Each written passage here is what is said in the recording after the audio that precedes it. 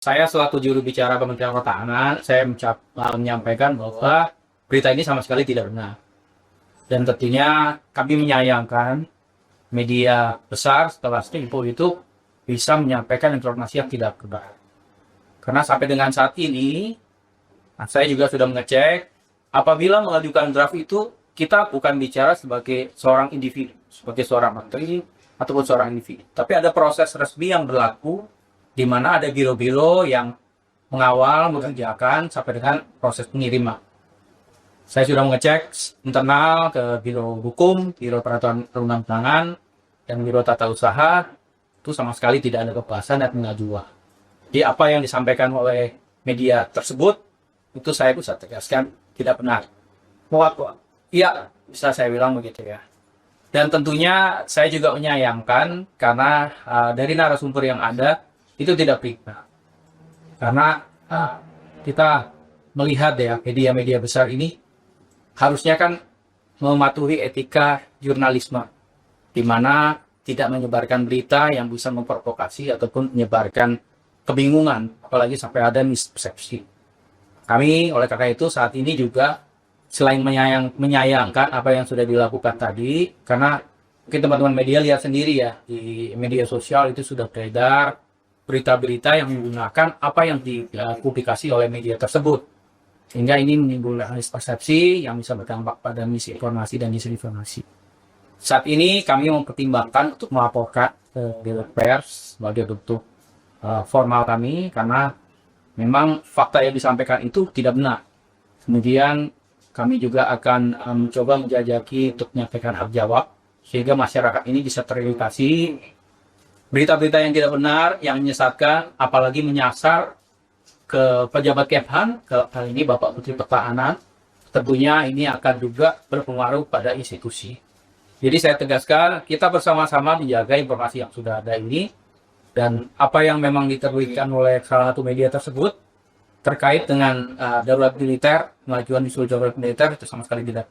Dan selanjutnya kami akan melakukan langkah-langkah sesuai dengan aturan yang ada, siapa lagi ke Dewan Pers maupun memberikan apa. Emang dari media yang bersangkutan itu tidak mencuplik utuh apa yang disampaikan.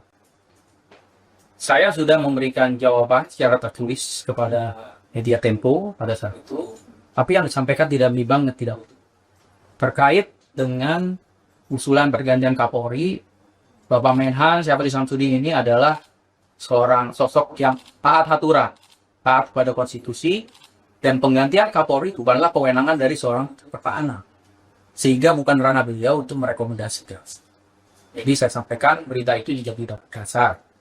Kemudian terkait dengan kondisi saat ini, di mana mungkin teman-teman media lihat ada tentara yang berada di lapangan, ini adalah bentuk perbantuan TNI kepada Polri atas arahan Bapak Presiden Prabowo Subianto dan permintaan Kapolri kepada Bapak Panglima TNI tanggal 30 Agustus 2025. Jadi kami dari Kementerian Pertahanan dalam hal ini juga mensupervisi baik itu di level TNI maupun di TNI Angkatan Darat, Laut dan Udara. Kami memahami konstitusi dan kami tidak ingin juga melanggar aturan yang sudah ada. Perbantuan TNI kepada Polri itu diatur di Undang-Undang Nomor 3 tahun 2004 dan juga revisi Undang-Undang Nomor 3 tahun 2025. Jadi ini yang harus dipahami oleh masyarakat bahwa sama sekali tidak betul TNI ingin mengambil alih peran polisi. Hanya dalam perbantuan ini tentunya kita punya kesatuan komando. Sehingga tidak ada dualisme komando. Ketika pasukan TNI itu melakukan patroli, jangan sampai begitu ada arahan dari orang luar yang tidak bisa dipertanggungjawabkan. Begitu terjadi aksi-aksi yang sporadis karena dengan adanya patroli ini, akhirnya kami yang menjadi tumbal. Sehingga itu kesatuan komando itu penting. Jadi ini yang saya sampaikan tadi, menanggapi pertanyaan dari Mbak Santi, bahwa tidak ada niatan kita untuk mengambil alih. Darurat militer itu sangat jauh sekali, karena kita tahu darurat militer itu pun ada tahapannya, kemudian juga sebelum masuk ke darurat militer, itu harus dikonsultasikan dengan legislatif, sehingga bukan putusan sepihak.